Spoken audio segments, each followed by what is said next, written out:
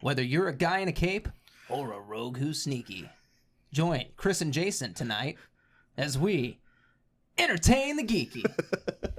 I always forget what that is, so I don't want to just chime in and step on your moment. It's been the same thing for 2 years. years. I know, but I don't. This isn't my show. Fair enough. It's your show. Guys, what's going on? But you're a part of the company. It's true, but I do my own thing. That's fair. That's like, as far as creative liberty goes, like, Jason, go do your thing.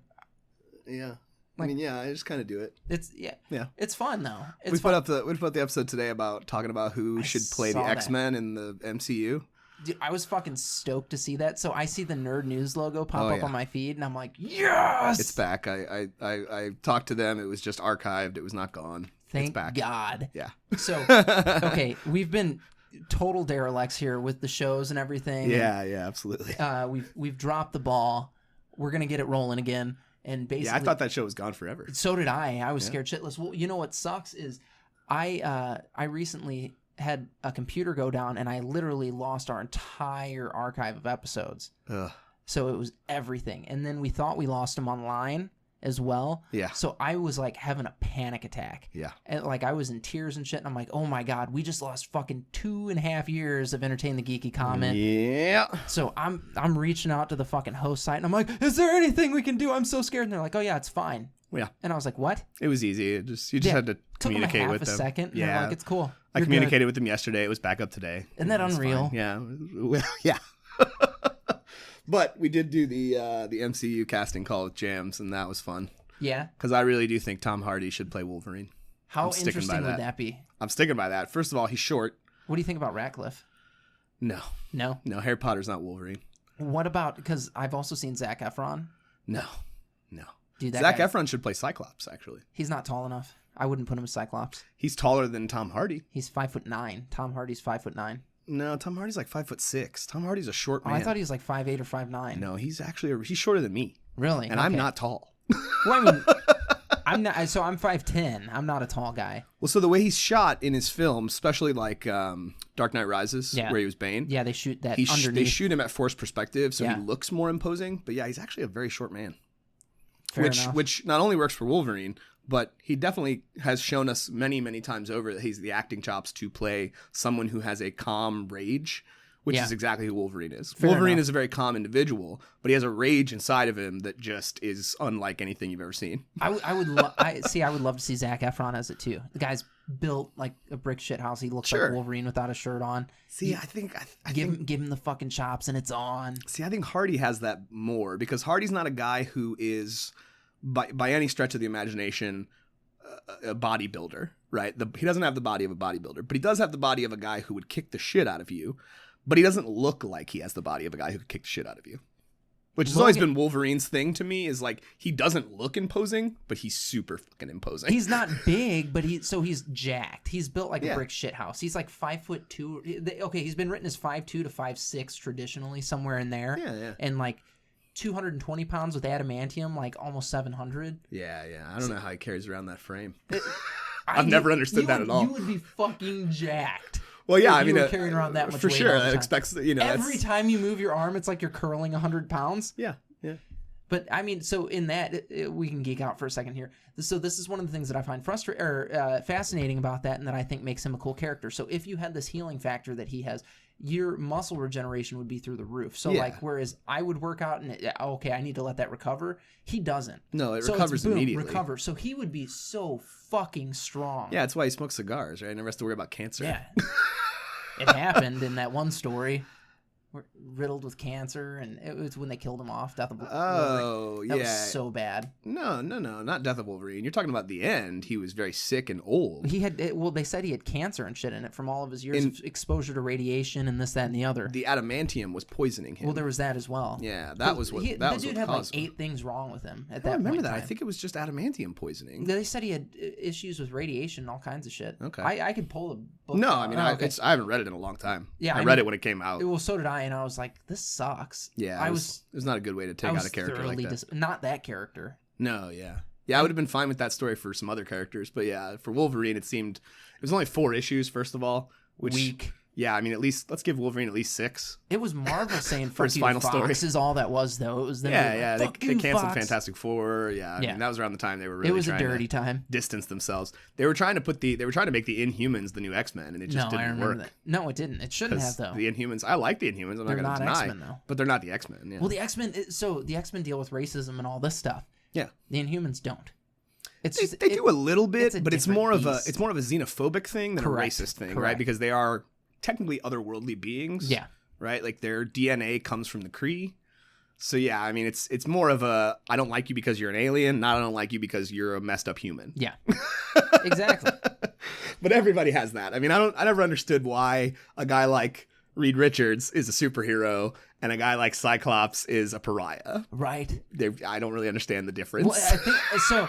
I don't think they intended, like, as they're writing these characters, I seriously don't think they were like, we just need to have all kinds of cross-contamination. Right. They were like, in this little part of the world, well, everybody's a racist, and you don't like mutants, and that's just how this works. Yeah, you put the name mutant on it, and Yeah. suddenly it's a racial issue. Yeah, so they're just, look at those dirty mutants over there. Speaking of which, they've actually really kind of experienced a pretty big upheaval within the X-Men world because of Nate Gray. Okay. Who is a clone of Cable, Mm-hmm. but he also has like I don't remember where this happened, but for some reason he seems to now have powers that are above and beyond what he used to have, and he thinks he's mutant Jesus. And so we had kind of a apocalypse story from a different perspective. Yeah, Mr. Sinister almost. Yeah. It really felt like apocalypse because he had 4 horsemen, but God. they were to cleanse the world, not rule the world. Okay. And they did an arc called Disassembled. It was a weekly story in the new Uncanny X-Men book, so it was issues 1 through 10, and it just recently finished up. And I'm not really sure where they go from here. He kind of magicked a bunch of people out of existence. So it's like a mutant genocide kind of thing. It kind of reminds me of when Scarlet Witch decided mutants weren't going to be a thing anymore, and she just snapped her fingers and everyone was gone. Thanos. And there was no more mutants. Yeah. Yeah, I think he even said no more X-Men. Like, I think he even uttered those words in the finale of the book. Now, I'm not saying that made the book bad. The book was actually interesting. I enjoyed the arc as we've, worked through the first 10 issues. I just really don't understand what they're setting this up for. Like, first of all, I don't understand why he thinks he's mutant Jesus now. That wasn't really made clear. He just kind of showed up and he was like, I'm going to rule now and I'm going to make the world a better place for everyone. So I don't really understand. But hopefully some of these stories, these one-shots that are coming out in the aftermath of this are going to help explain it a little more. So about 20 years ago, the way Cable was explained to me was, okay, Scott and Jean's baby. Yeah. He's too strong. It was killing him, so they infected him with some virus to keep him alive. Yeah. And then they send him into the future. Then they send him into the future. Yeah. Okay, so we have this guy that's crazy strong, way too strong for his own good. You basically have to start killing him so that he's not too strong to kill himself. Okay, so I could see where basically untapped Cable. Well, Nate Gray is also from the Age of Apocalypse, remember? Yeah, he is fair. technically still a clone of Nathan, but he's a clone of a Nathan from a different universe. Okay, fair enough. Yeah. Fair enough. And that was actually something that happened during the story. He got taken to the Age of Apocalypse by, I don't remember which character did it, but essentially they took him to the Age of Apocalypse to try to show him a better way, I guess. Neat. And it didn't work. He was still a prick. But it was kind of cool to see the Age of Apocalypse again, yeah. even for a couple issues. There. Absolutely. Yeah. But he even looks like Jesus. Like he's got a big beard now. He's got long hair. White robes. Yeah, he really does. He looks like the mutant messiah. Like that's what he looks like. He's got an X logo on the thing. Right? That like, is fucking hysterical. He's like X-Men Jesus. They took his cross and just slightly tilted it, and they were like, there we go. He's X-Men Jesus now. I wonder what artist was like, this is how I'm going to draw it. Well, right? I mean, who that was my thing, right? Because this has obviously been a collaboration because almost every issue of that book has different writers. Yeah. Not different, just it has multiple writers working on it. So this was obviously like we're all sitting at the grand table scheme kind of thing, and we're going yeah. to decide where we're going to go with this story. I really just am curious who thought Nate Gray should be the star. That is bizarre, because isn't he's it? such a weird, obscure. I mean, yes, we know who Nate Gray is, but it's not because we know who Nate Gray is. It's because we know who Cable is. It might be one of those things where they're trying to bring a character into the light that. Well, they just killed Cable. Well, that's why. A little while ago. So yeah, we have to. I guess we have to have a Cable, but Nate Gray's not Cable. No. Right? I mean, he doesn't even have the techno-organic virus, so he has no metal parts on him at all. I just don't understand who thought this weird B character. I mean, he's not even a B character. He's a C character. I just wonder who thought this C character should be the star now. It seems like a weird decision to me. And I hope it pays off for them. I hope it works and it's a great story and we can look back on it fondly. I mean, this could be basically where a character emerges and isn't obscure anymore, because that's happened a couple of times. Cable was very obscure when they first created him. His only book was X-Force. Well, fuck, Deadpool was obscure. That's true. Yeah, he didn't even star in his own book. Nobody gave a shit about him. He was a New Mutants character. Yeah, nobody gave a shit about him. And then all of a sudden, it's like, oh my god, did you know there's this asshole? It's true, but I guess for me, like, I understand what you're saying and trying to take a character who most people don't know and put them in the limelight again. I just feel like it's a weird choice to pick Nate Gray. Well, it doesn't work when you force it. Yeah, it seems like they're forcing it a little bit. Well, they probably are, because they're like, hey, we need to... It probably has something to do with movies. I don't know. They did this shit where they tried to make everything the same for a good while. You're right, they did. And it was disgusting. But the point is, they realized that was a bad decision and that the movies and the comics should not mirror each other. Yeah, but there's a fucking mouse in control of it that's like, oh, guys, listen, what we're going to do here. First of all, Disney owning Marvel does not have anything to do with the creative process. They still have their own team of creators, their own team of writers and artists that make these decisions. Marvel Comics still has a CFO, right? It's not Bob Iger. Bob Iger's not the CFO of Marvel Comics. Kevin Feige is in charge of Marvel Studios. This is not a thing that, they have autonomy to do their own thing. Did the mouse tell you to say that? Yes, the mouse told me to say that. But on the other side of the fence, right, in DC Comics, I'm actually really enjoying The Batman Who Laughs. That's what you were telling me. So yeah, so it's a 6-issue miniseries. Supposedly, DC is dubbing 2019 the year of the supervillain. So we are going to see some more. We're going to see some arcs that are specific to the villains, right? So Justice League has obviously been setting up Lex Luthor's new Legion of Doom. Hell yeah. It's great, by the way. If you haven't checked it out, I highly recommend it. Scott Snyder is one of my favorite writers, and that's not just an opinion. He's fantastic. He really knows what he's doing with the characters. And seeing him get to write the entire roster of Justice League has been fantastic, especially redefining who these villains are as a group. Because you have Joker in there, you have Cheetah, you have Black Manta, you have Sinestro, you have Lex Luthor. I mean, it's a good group. It's a killer group. It's the original group, right? Yeah. Like, it's the old group of the Legion of Doom. So we have arcs for Lex Luthor that are building to something big. We have even arcs for some of the smaller characters like Cheetah and Black Manta that are building to something in the Wonder Woman and Aquaman books, respectively. But The Batman Who Laughs is supposed to, after this miniseries is done, take center stage as a villainous presence in the DC universe, not just as an antagonist to the Batman, as an antagonist to all of them, because he is the Batman. If you're unfamiliar, the Batman Who Laughs is a version of Bruce Wayne from another universe who murdered the Joker in a night of rage, and the Joker's last laugh was that when his heart stopped, a toxin was released that obviously Batman inhaled that slowly twisted his mind into the Joker's. And so now he's a amalgam of Bruce's will and intelligence and the Joker's chaos, and he's a force to be reckoned with. Batman even said it. Bruce said these words, that this is a version of me who embodies the quintessential words, Batman always wins, because he will always win. And the book has started out just showing us why he is supposed to be such a big presence in this new DC universe. It's intense. It's only 2 issues in. Lots of people are dead. That's fucking badass. And he's brought in a sidekick that is basically Batman mixed with the Punisher. Now, is this all side universe, or is it all main universe? This is main universe now. God damn. So they kept the Batman Who Laughs around in the aftermath of Dark Knight's Metal, yep, because he was obviously the most popular character. Yeah, everybody liked him. And they have big plans for him because, like I said, he's not just a villain of the Batman. He's a character who can be a villain to the entire DC. He's the new Lex Luthor. He'd fuck everything up. Yeah. I mean, in his own universe, he murdered the Justice League. Just a beast like a boss. He murdered them, and it wasn't even like a fight. Like, they lost very, very quickly, yeah, because he's Batman. In every universe. I have a plan for that. Right. Doesn't matter what universe you go to. Batman's got a plan to take down the Flash and Superman and Aquaman and Wonder Woman, all of them. He knows their weaknesses. Yeah.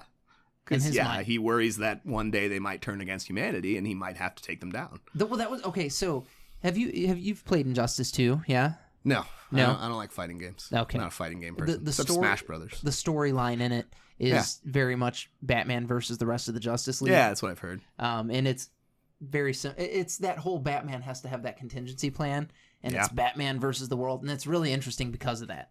Yeah, I have no doubt. Realistically, though, I hate the fucking idea of Batman being able to take down the whole Justice League.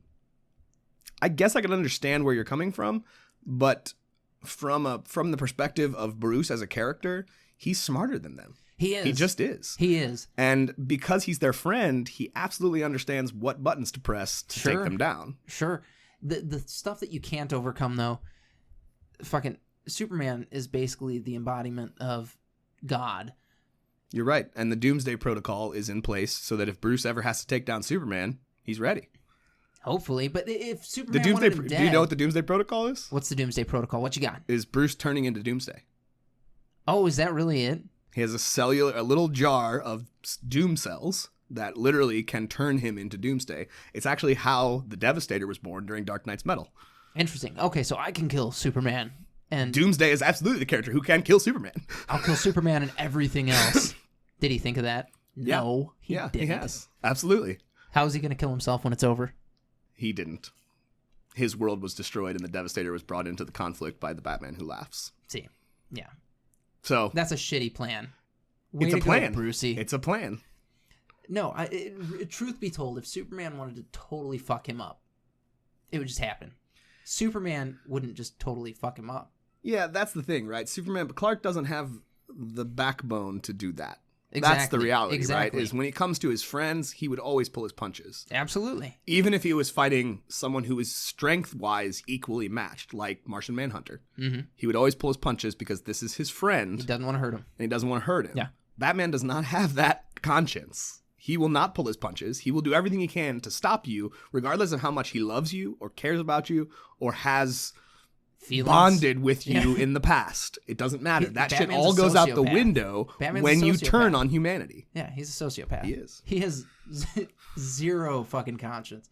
He also has zero chill. Yeah. There's no chill in the Batman. So, one of the things that I saw recently that fucking totally tickled me. Yeah, what do you got? DC Primal Age. See, I don't know what this is. You mentioned this, and I'm a little out of the game when it comes to new things that are coming down the pipeline. So it's a new series of action figures, and they're basically He-Man action figures of DC characters. Wait, huh? Yeah, so Funko is the one that put them out. Okay. Because Funko makes those old He-Man-esque figures like my Zorn up there. Yeah. So just those overly buff, completely disproportioned characters that are hilarious looking.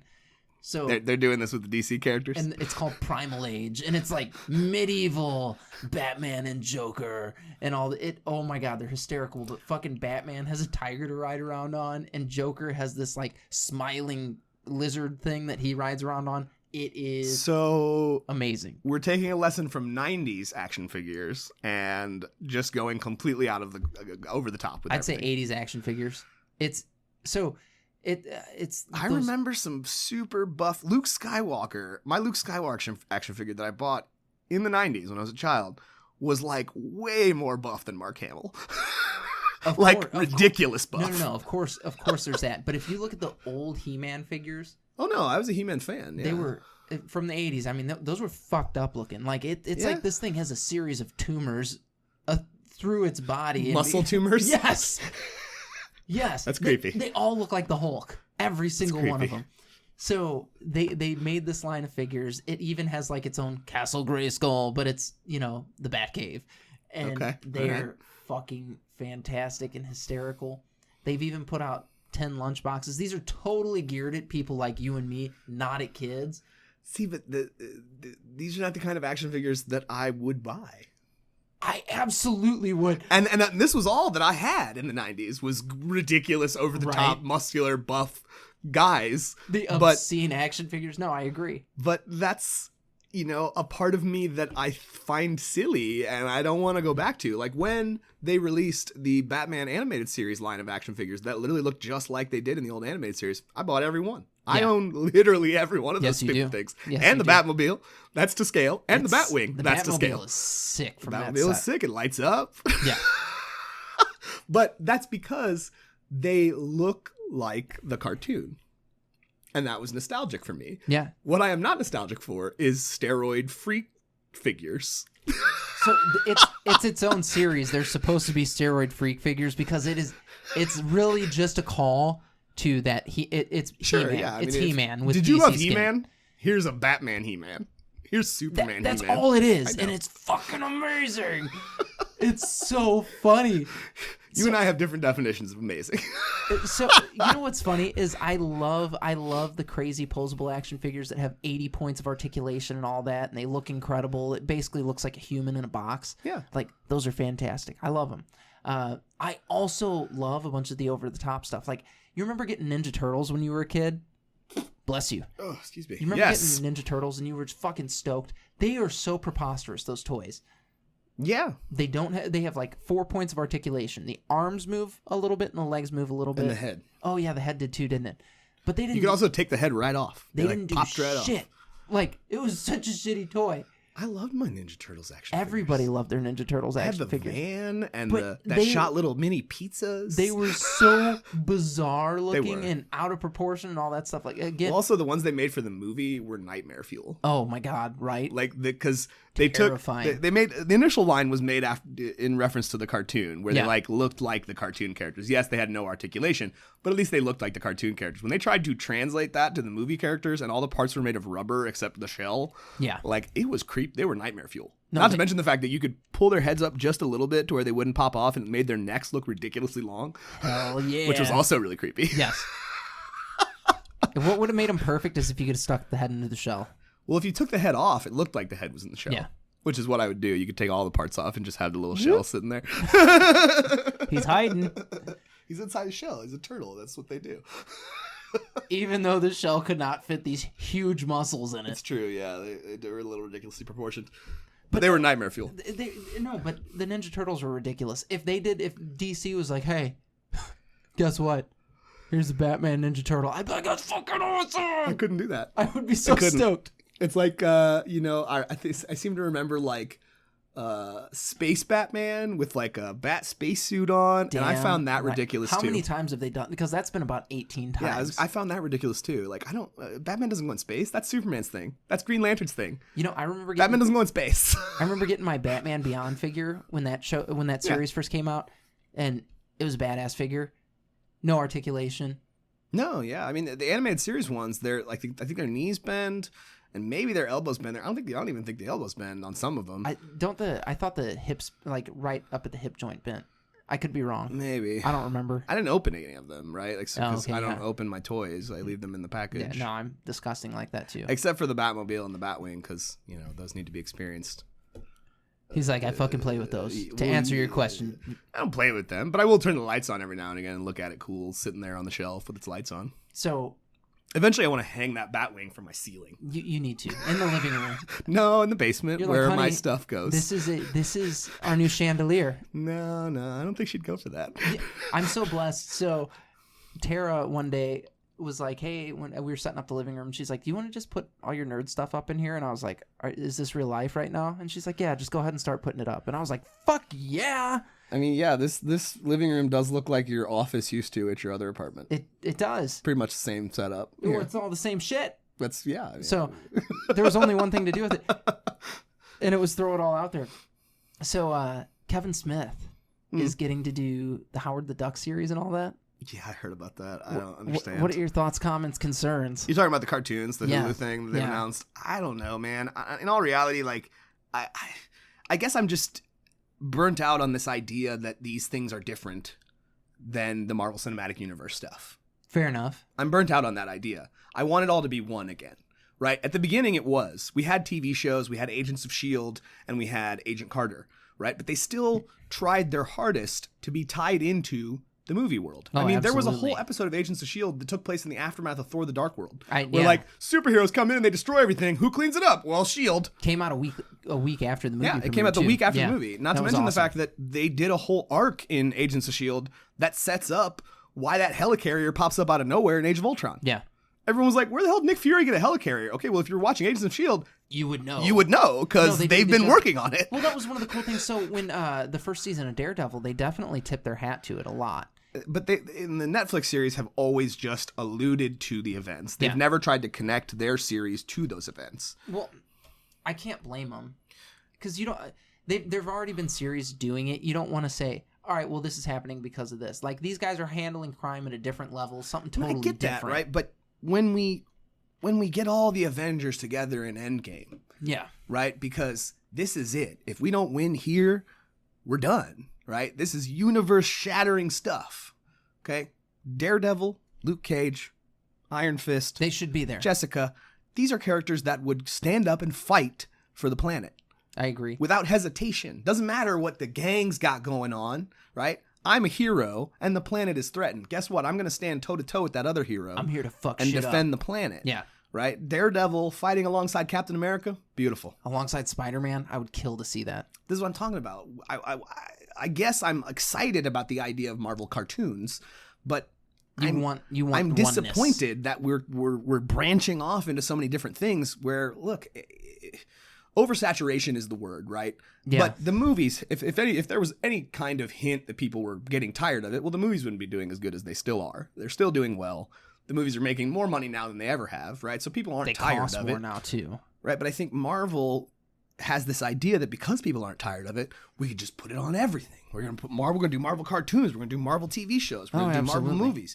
And But they've been doing that. So like, I agree. Those are things I love, but let's make them all feel like they're part of the same thing now. well, so okay, with cartoons, like when the Avengers movie came out, there was Avengers Earth's Mightiest Heroes. That was a different series, totally different Avengers thing going on. Sure. It was such a good show. It was written by Chris Yost, who also was a consultant on the original Avengers movie.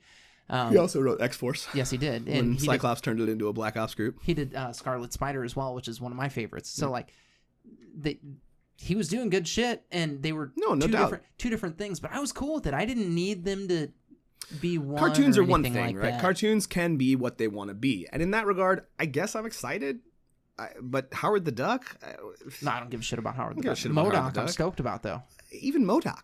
I love MODOK. I like MODOK, but it's such a ridiculous premise. Fair Like, enough. this is a cartoon. This is something you're doing as Marvel to try to show people the diversity of your characters. Well, MODOK is not part of that. You shouldn't be bringing MODOK in.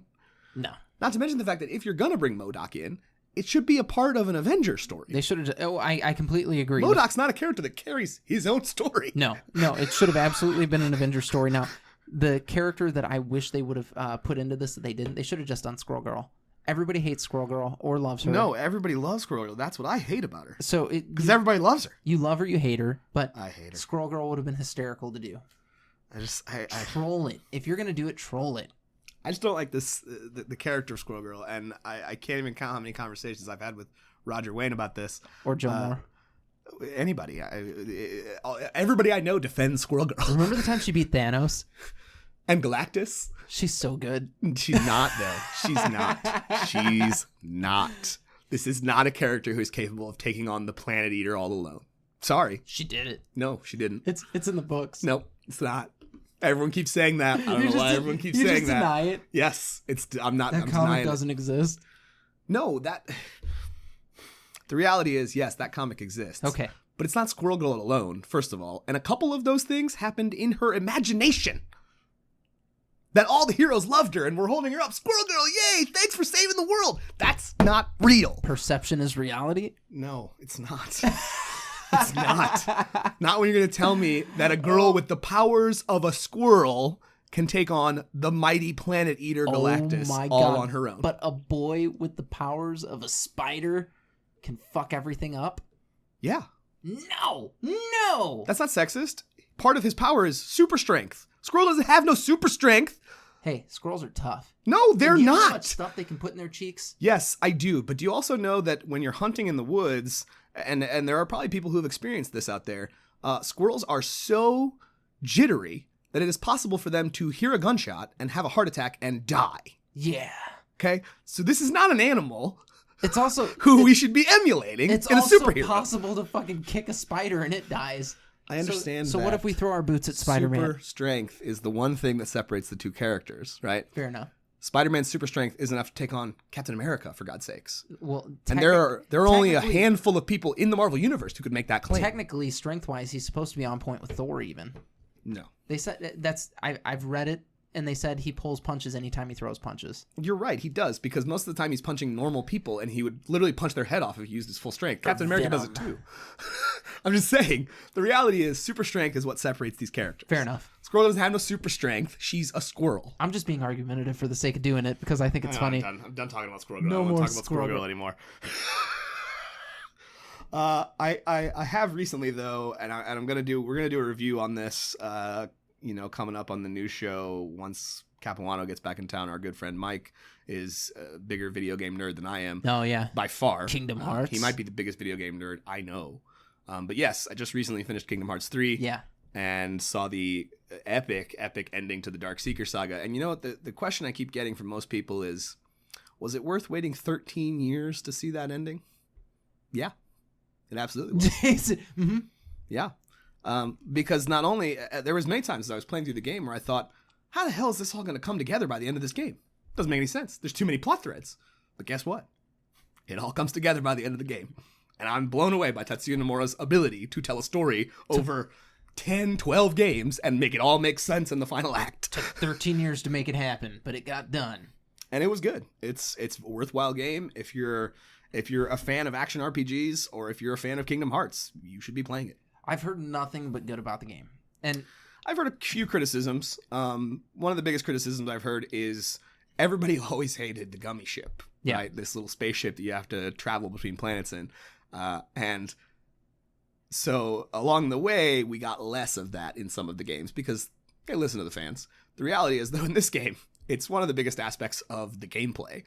It's almost a whole game unto itself, right? With upgrading and treasures to find and monsters to hunt down out in space. I mean, it's literally almost a whole game all by itself. Your craft starts at level 1. Mine's at level 85 now. I don't know where it caps out. I would assume 99 because that's usually the cap in JRPG games. yeah. And Sora caps out at 99. I recently just got him to level 99 as well because I'm a nerd and I have no time. I have plenty of time to video game, which took some doing. But I remember talking to Capuano and I asked him, what level did you have the Sora at when you got to the end of the game? And he goes, I think he was like 44 or something. I was like, I was at 80. Okay, hold on though. So, and I God moded my way through the end of that game. I'm not gonna lie to you. I came to your house one day and you're playing Breath of the Wild. Yeah. And you're like, that's another one that was super good. You're like, I could be done with the game right now, but I just don't want to beat it yet. I want to find everything and explore it all. Yeah.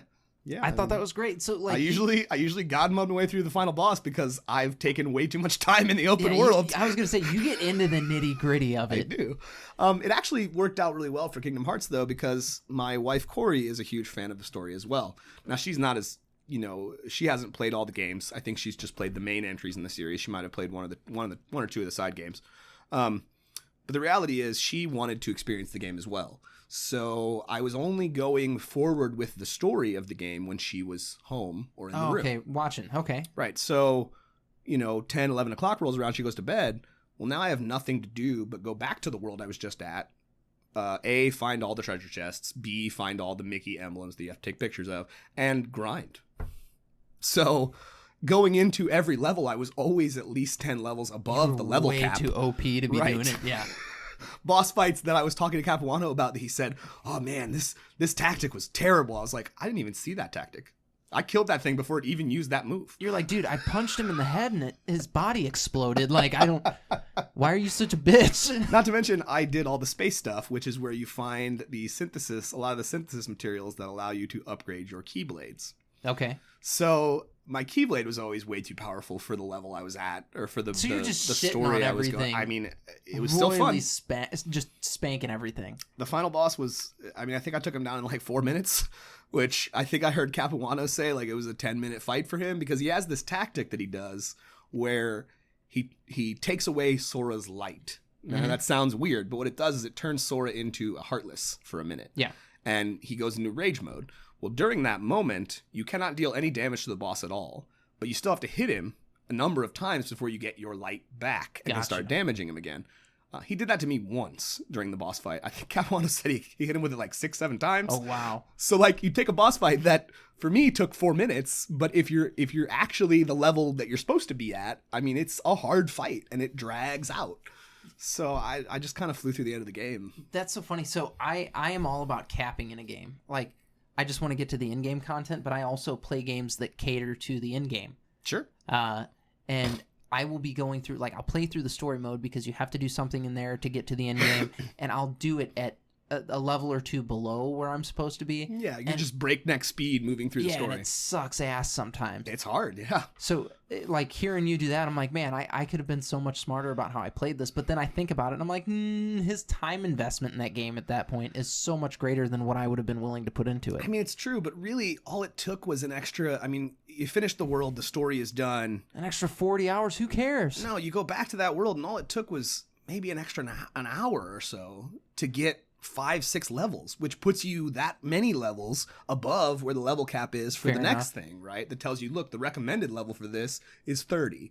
Well, when you're at 35, yeah, you're more powerful. You're not that much more powerful, and it didn't take that long to get there. But when you've done this on all the other levels and you're level 70 doing that level 35 stuff, you're cakewalking that shit. I mean, the recommended level to be at for the finale world, I think, was like 46. Okay, well, so I was at 80. I was obviously the world bent around almost double the level cap. That's or like the level recommendation. That's like being a level 10 in D&D and doing like a level 1 adventure. It's true, but the reality is the ending is challenging, even still, right? Yeah. Even at the level I'm at, the ending was still challenging. I mean, shit, there was moments in that game where I couldn't even believe they were about to make me fight the characters I was about to fight, right? So one of the main bad guy for the first game was Ansem. The main bad guy for the second game was Xemnas. Okay, well, those characters are back. I mean, shit, that's not a spoiler. We've seen them in previews all the way leading up to the game. They're back. And there's literally a fight they set up where you're talking to Ansem and Xemnas and a younger version of the bad guy who's been traveling through time. 3 of the most powerful characters among his organization. And all of a sudden, the camera starts to pan around like you're about to get into a boss fight with all 3 of them. I was like, is this happening right now? No, I gotta fight all 3 of these guys? Like, are you kidding me? One of them was terrible as the final boss for the first game. Yeah. What about, I gotta fight all of them? No! And it's balanced, right? It's not, there's a lot of like when you start attacking one singular person, the other guys focus on your companion characters a little more. So like it has a balance, but it's still a challenge, right? To deal with all of these pieces on the board at once. Hell yeah. I will say though, it's beautiful. Like the story comes together in a very beautiful way. It brought me to tears at a few moments at the end. Yeah, it's just a really good game, and I'm gonna replay it and again, I'm sure, because I'm that kind of guy. Aww. On a more terrifying, probably wider net to cast, Resident Evil 2 is about to drop its first free DLC. Yep. On Friday. Which they are dropping over the next 3 months. They are dropping 3 separate DLC story packs that deal with 3 separate survivors. Okay. The first one deals with the owner of the Kendo Gun Shop, which is a location that you visit throughout the game, and it is implied that this man, his wife is already gone, and his daughter has been bitten, and it is implied throughout the game story that he kills her when she turns. So the first story is going to tell the tale of that guy. Oh, wow. Which should be interesting to watch and play through. The big thing, though, to take away is Capcom is giving away DLC. No, that's amazing. I don't understand why other companies can't do that. Well, Capcom's they're big. They are, and they've been a slave to the DLC process before. I guess that's doubt. fair, yeah. The reality, though, is I think as we've started to move forward, what we are realizing is, there used to be a time when you paid your $60. You got your and you got game. everything. Yeah. You didn't have to spend $40 more to get the ending. There are literally games that make you pay to see the true ending of the game. No, that's obscene. That's ridiculous, right? I agree. You should be able to pay your money and get your product. Well, that's one. And if they're going to add, well, just add. Yeah, don't make me pay more money. I agree. Well, that's one of the things that Overwatch does well. Overwatch competitive PvP game. That's my cup of tea, not yours. No, yeah, I don't Overwatch. But what's cool about it, they add new characters. I don't have to pay to get new characters. See, that's good. They add them to the game. That's just part of it. Yeah. That's how it should be. If you're going to add content to a game, if it's not finished when you put it out, that's your fault, not mine. Exactly. I see, and that's the reality, right? If what you're telling me is you're shipping an unfinished product, well, guess what? I'll wait the extra 6 months it takes you to finish it. Yep. Just finish it. Finish it. Don't release me an unfinished thing. It's why I hate things like PUBG, which was released literally as an unfinished product. Well, that's how Fortnite is too. That fans have played And eventually, the creators have listened and made the changes and quote unquote finished the game. But what? You're releasing an unfinished product to the masses. That's what How are Fortnite you was too, though. justifying me pay for that? Fortnite beta. I mean, that's what it was, but they didn't A make you pay beta for is it. not the same thing, right? A beta. I think the game is still in beta, isn't it? But see, that's what I'm talking about. That's terrible. Oh, I agree. This is one of the biggest games it is the in biggest the game. world. It is the biggest and it's game. still not finished? Come on, guys. Come on. Where did we lose this? Where along the way did we stop caring about selling a finished product? Well, okay, one, I have to give it to him. You put a free game out and it fucking smashed everybody, and you're like, you know what? You can just pay for skins, and for some reason, every fucking person on the planet is willing to do that. What the fuck? I get it. I don't understand it either. It boggles my mind. My kids ask me to buy. Dad, will you buy me the skin? No. No. I mean, does it enhance your gameplay experience Fuck that no, much? it doesn't. Right? Exactly. It does nothing. It What makes your is character this- look different. What is this that you're making me pay for? Because, if I'm paying you for upgraded weapons or extra levels, I told him that. that's one thing. I told him that. I'm But you're like, just paying for something to make your character look different? yeah. Nothing about the game changes? Oh, just you still the have fact to go that your find character a looks gun different? when you start? No, That's man, you're ridiculous. high. That's ridiculous. Well, no, and that's what I told him. I'm like, dude, if I was paying for you to get content or something like that, I would do it. Absolutely. Yeah, truth be told, I'm arguing, but I am a guy who buys season passes, right? Because guess what? If I like your game, I want to play everything your game has to offer. And because I am that way, you're taking advantage of me. It's their fault, not yours. It is their fault. Oh, they are, God. The idea of what this is started with microtransactions in free cell phone games. Mm-hmm. And it has splintered into the video game world. No, it's a cancer. That's what I'm saying. Yes, this is their fault, not ours. But this is ours because we did it. It doesn't matter. The point is, I like Batman Arkham Knight. Yeah. Right? And they were going to release add-on content within the game's story that added new villains, new story arcs, new missions to do. Well, guess what? I shouldn't have had to pay you an extra $40 to get those. I will because I love your game and I want to continue to play your game. But I'm just not, I'm not gonna, I just don't understand I just don't understand the practice of selling us unfinished products. Fucking Mike Brodeur's here. Mike Broder has just walked in. Hello, Mike Broder. What's going on? What is this? ETG for a second. What's that? What are we? You know what? I'm not entertaining any geeks. You're doing it right now. No, I refuse. We're discussing, video game companies scamming us by selling us unfinished products and making us pay them extra money to get the finished product. You mean like Fantasy Flight board games? Yes, Where they exactly. deliberately take. I'm sorry, that should not disparage Fantasy Flight. But it seems like that they do a finished product, they carve 25% out of that product, and then say, "Hey, we've got our first Absolutely. expansion." Exactly. Yeah, Absolutely. no, video games are shameful for I that. agree. Well, and that's so we were talking about Fortnite in particular, and then how everybody's done it based off of the mobile model. Right, the of- microtransaction. Yeah, microtransactions. From mobile cell phone games that were free, but that you could pay a little money, 49 cents here, 20 cents there, to get your shit done faster in the game. Okay, that's fine, right? It's scam and it's taking advantage of people that are idiots, but whatever, it's fine. But now you've infected the video game world. There was a time when I spent $60 on that game, and it was done. and I got all you were going to give me.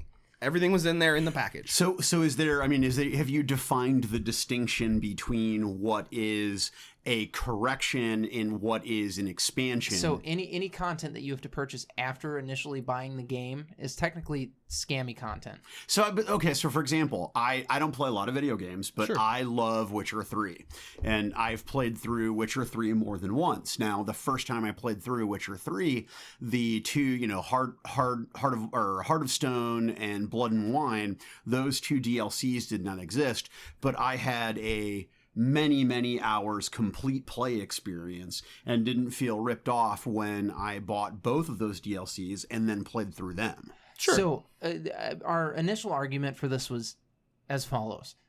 If the game was not finished, you should have finished it before you should have finished it before making everybody pay for that content. The reality is, I'll wait an extra 6 months. Yep. You got a bunch of shit you want to add to the game. It's not done. And it's not done. So take some time and finish it. But all right, so then if I can be the advocate for the video game company, why would I do that? You're already buying my game, and you're buying the additional content, why would I possibly hold off Well, and that's- on why? Why would I do that? And That's what we're talking about. I We're trying to initially understand stated, that where is the our blame fault. comes from, It is right? our fault as consumers. Right, because we are petulant and impatient children, Yep. and we must have what we want immediately this second, and they take advantage of that. Well, So really, we the consumer are at fault. So like a game like Destiny, which is one that I've loved, they've put out all kinds of updates. They have an update schedule. At this time, this DLC is going to come out. Yeah. Okay, so we're so fucking stupid that we know that you have an update scheduled for 3 months away when we buy this brand new game. It's true. And then another one 3 months after that, but we still buy it. Like, But what initially sparked this conversation is Resident Evil 2 remake just came out. Yeah. It's a fantastic zombie survival horror game. It really recaptures what made those games so scary and fun in the first place. And they have 3 months of extra story packs that they're releasing. Well, guess what? They're releasing them for free. because you already bought the game. Because you've already made them more than their money back on the cost of making this game, making this product. That's not an American company, is it? No. Capcom is not. I mean, they have an office. They have offices here in America, but it's not an American company. Right, No, because it's a Japanese company. Right, because what an American company would do would say, "Hey, you bought our game, and by the way, we've got this kick-ass stuff coming down, and it's coming down the pipe, and it's going to be this great cheap price for $10, Right. $9.99 Yeah. downloadable for your da da da da da da da." Yeah, I mean, for the they're low price of $10. They're fools for not charging you for it because you, not you two specifically, but the royal you would pay for that It's content. true. They're leaving money on the table. It's a mistake. Or they're good for doing it. I mean, that company has more money than anything. But see, the problem comes in That's is not that. What I'm an investor, right? I am looking at the bottom line, and as an investor, they are doing me a disservice by leaving money on the table. I understand what you're saying. Or they just put this fucking game out that did $1 billion. But okay, but it's not 1.2 billion, and it could be. And they've left money on the table. And as an investor, I'm disgruntled by that, and I'm going to sell my shares or overthrow the people who are in charge so that this bullshit doesn't happen. That again. investor should. Can I cuss on this show? Oh, absolutely. Yes. That investor should suck dick because. Basically, okay, what you've proven to the people who follow your product and who invest in it, because the ultimate investor is the consumer. Right. Okay. It's true. And if you don't understand that as a consumer, you need to now. You're going to buy it anyway. But You the don't reality have is to. when your content When your content adds some new layer to the game's Sure. narrative Yeah. or some new layer to the game's multiplayer, that's one thing. Right. But the problem comes in when you have all these companies, especially I'm going to use EA is an American company.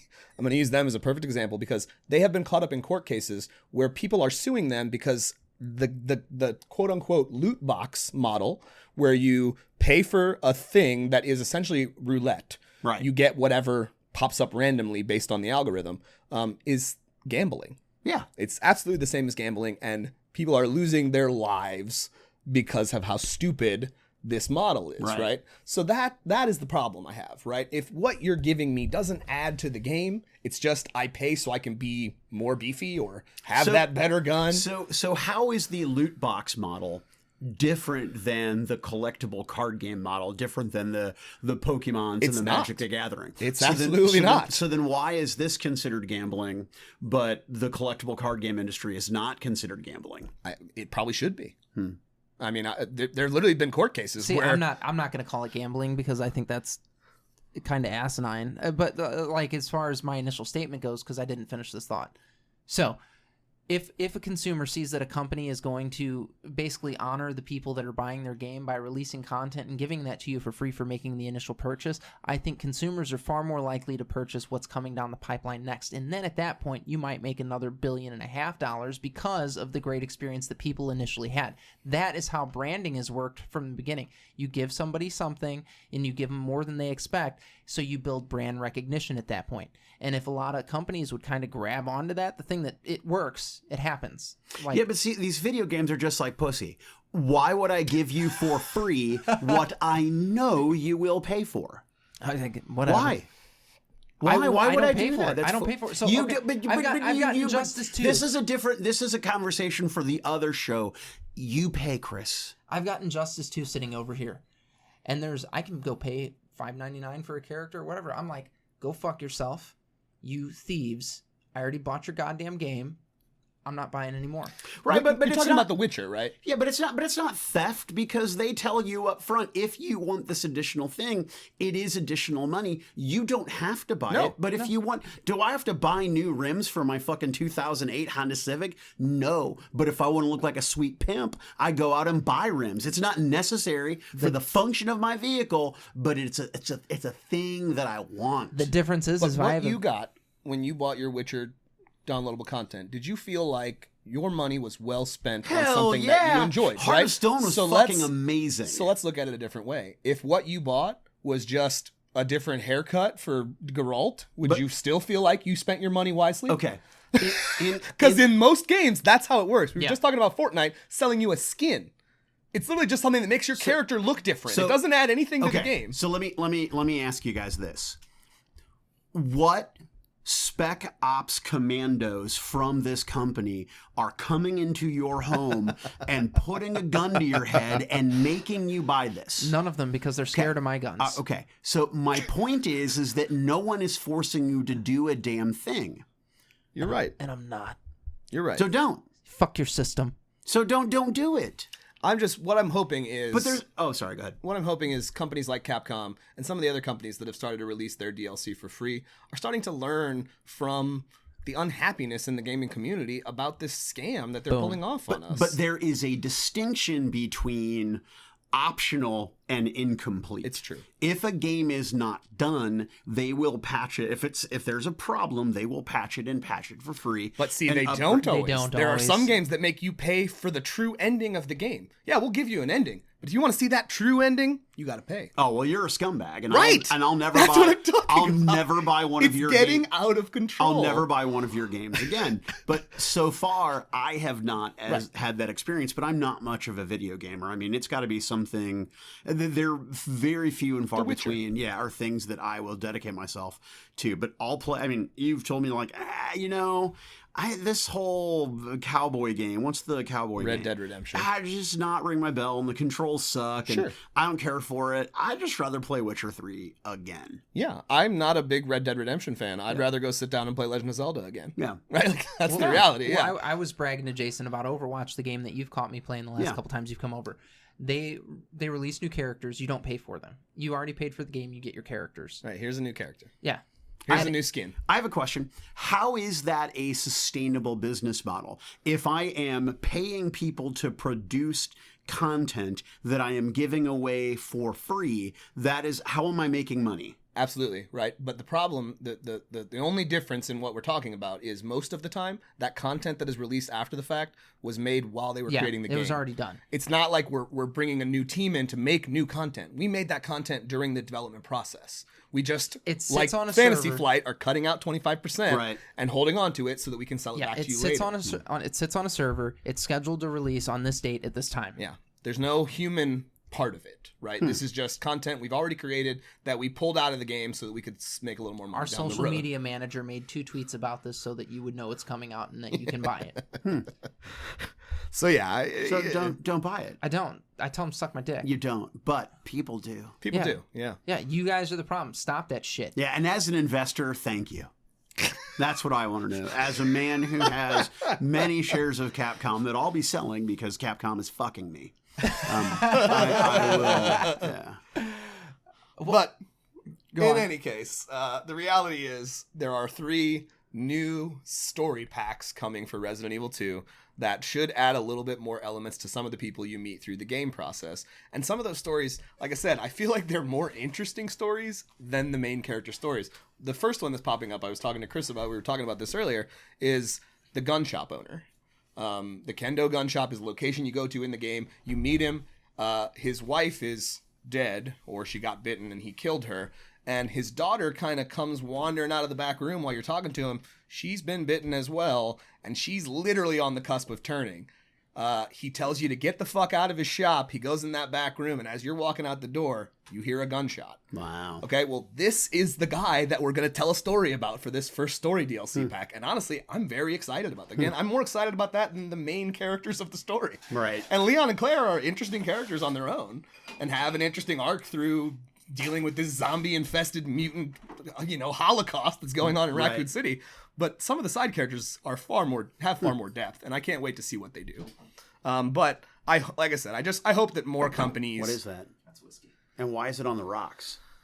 Why did you ruin it It's with nasty, ice? cheap whiskey, Oh, okay. and I care about you. Thanks. I don't understand the rocks. So is Jason sticking around to wear pants? I don't know. He said he's got something to do tonight, so I don't know if he's going to be able to. I have to help my sister tonight. It's awful late. It's fucking 10:45. You don't need to help your sister do shit. She doesn't have a car. Otherwise, it's some weird incest, and that's fucked up. She doesn't have a car right now, so I'm giving her a ride to Is it pick your up a hot car. sister? I don't find my sisters hot, Yeah, so well, you'll have to be more specific. Listen, first of all, my you God. have eyes, and you I also have 9 sisters. You have the Jason's hardly even attracted to women at this point. So, you grew up with 9 sisters and you're done. my point is that I can look at a man and assess if that is an attractive man, even though I'm not a homosexual. Right, Chris. You can Chris is an look attractive at man. your sisters and say that's the hot one. So is she objectively hot? Sure. Yeah, was this the one that worked at Medical West? Yes. Yeah, she's the hot one. Yeah. So the answer to that question is yes. We've just wasted 3 minutes of the listener's time. You could have just said, yeah, it's the hot one, but no. We gave the listeners 3 minutes of fucking glory, making Mike tell somebody why their sister's hot. I'm so glad you showed up while we were still recording this episode. I figured. I'm so glad. I figured that you would. Your sister's fucking banging, dude. I don't know what you want me to tell you. Oh my God, Mike! You can't tell somebody that. I just did. It's his opinion. It Yeah, doesn't have any bearing on me. Here's the thing. You don't tell me what to do, Chris Parsons. You are fucking sassy tonight. So here's the thing. You guys are gonna have an interesting time. We Here's the thing. are. I didn't take my antidepressants, so I'm very manic. And I didn't put on deodorant today. I forgot everything, and so I fucking stink. Do you want some deodorant? No, that's disgusting. I'm not using your deodorant. I'll shave some off. No, I'm not. No, I'm fine. I'm gonna go home after this. If I wanted deodorant, I wanted it at 4:00 this afternoon. You know what? All I tried to do was help. I tried to be a good friend, and I'm the asshole. Yep. No, you're not the asshole. You're an asshole, asshole. but that is unrelated to this conversation. I fucking hate you. I know. All right, guys, we're going to wrap things up. So do me a favor. Go to entertainthegeeky.com. This is Rebirth. You're welcome. You can follow us on all of our social media there. If you have questions, comments, concerns, drop it on the comment section on our Facebook. Hit us up on Twitter, wherever. You can email us at entertaininggeeky@gmail.com. Jason and I are on top of this shit. I love responding to people. Yeah. And if you want I this just wish Mike more guy to be people- on and be like, fuck Roger, get that Mike guy on, you just send your email, hashtag Wow. Mike. Wow. Hashtag- Hashtag Mike Oh my God. Broder. Hashtag Mike on the mic. Mike, oh my God. Did Mike just take over my other show? Yeah, fuck you, Roger. I love you, Okay. Roger. Wow. But All I'm right. here, Roger. You're not here, Roger. I'm Guys, Pickle Rick. as always, stay geeky. So I saw a Oh meme my today God. with Pickle Rick, but he had the beard and hair of Pickles from Death Clock, and he was like, "I'm Pickles Rick." That's brilliant. Yeah, This is fucked up. yeah. Oh. That got magical. Yeah, right there at the end. Yeah. Otherwise, we were just being nerdy, boring people Yeah. until Mike got here. I mean, I felt like we were having these fun conversations about nerdy shit, and Mike shows up and he drops his dick on the Slaps table. it, yeah, lifts All it right fucking- out, all slaps it inch- on the All table. inch and a half of this cocker on the table. Yeah. He's like, look at this little thing. Oh, I'm gonna show you guys the most fucked up thing I've ever I was about to say, seen. if you're about to whip your cock out, I'm gonna go. No, it's that my cock's not anything impressive to look at.